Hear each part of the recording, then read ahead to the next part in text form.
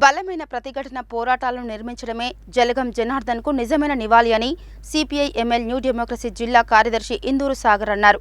ఆయన అకాల మరణం విప్లవోద్యమానికి, కార్మిక, రైతాంగ, ప్రజా ఉద్యమాలకి తీరని లోటని తెలిపారు.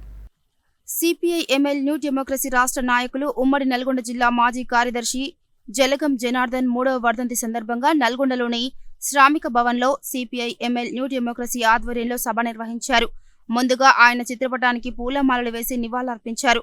అనంతరం సిపిఐ ఎంఎల్ న్యూ డెమోక్రసీ జిల్లా కార్యదర్శి ఇందూరు సాగర్ మాట్లాడుతూ కామ్రేడ్ జలగం జనార్దన్ అకాల మరణం విప్లవోద్యమానికి, కార్మిక, రైతాంగ, ప్రజా ఉద్యమాలకి తీరని లోటని అన్నారు. ప్రజా విప్లవోద్యమంలో అనేక ఆటుపోట్లను, నిర్బంధాలను, అక్రమ అరెస్టులను తట్టుకొని తాను నమ్మిన సిద్ధాంతాన్ని కడవరకు ఆచరించాడని కొనియాడారు. కష్టాల బాటలో కష్టజీవులకు అండగా నిలిచిన ఆదర్శ విప్లవ కమ్యూనిస్టు నాయకుడు అని తెలిపారు. గోదావరి లోయ ప్రతిఘటన పోరాట బాటలో సిపి రెడ్డి నిర్మించిన పోరుదారిలో చివరి మజిలీ వరకు కొనసాగాడని అన్నారు. పేద ప్రజల కోసమే పరితపించిన పేదల గుండె కామ్రేడ్ జనార్దన్ అని అన్నారు. విప్లవమే జీవితంగా, ప్రజలే ఆస్తిగా భావించిన ఆయన ప్రజల కోసమే నిరంతరం పాటుపడ్డారని తెలిపారు. ఉమ్మడి నల్గొండ జిల్లా విప్లవోద్యమాన్ని నిర్మించడంలో క్రియాశీలక పాత్ర పోషించాడని, అందులో భాగంగానే 14 సంవత్సరాలు అజ్ఞాత జీవితం గడిపాడని తెలిపారు. కామ్రేడ్ జనార్దన్ లేని లోటు పార్టీ శ్రేణులకు, ప్రజా ఉద్యమాలకు తీరని నష్టమని అన్నారు. దేశభక్తి ముసుగులో మోడీ, ఆర్ఎస్ఎస్ ప్రభుత్వం ప్రశ్నించే సంస్థలపై, మేధావులపై దాడి మొదలుపెట్టిందని అన్నారు.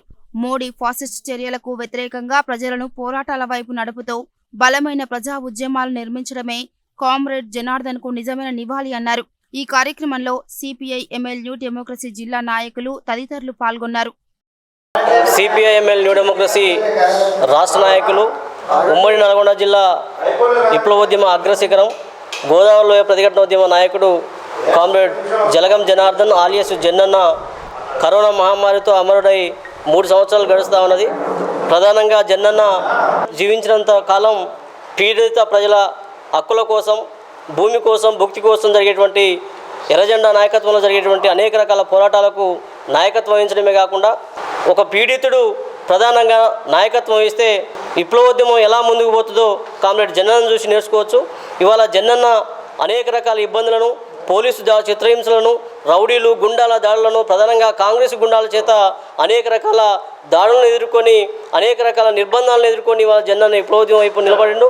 తన చిన్న వయసు నుంచి తను అమరుడయ్యేంత వరకు కూడా తను నమ్మినటువంటి రాజకీయాలను ఎక్కడ కూడా ఒమ్ము చేయకుండా కార్యకర్తలను కంటికి రెప్పలా కాపాడుకొని ఇవాళ ఉమ్మడి నల్గొండ జిల్లాలో విప్లవోద్యమాన్ని నిలబెట్టినటువంటి చరిత్ర కామ్రేడ్ జన్నన్నకు ఉన్నది.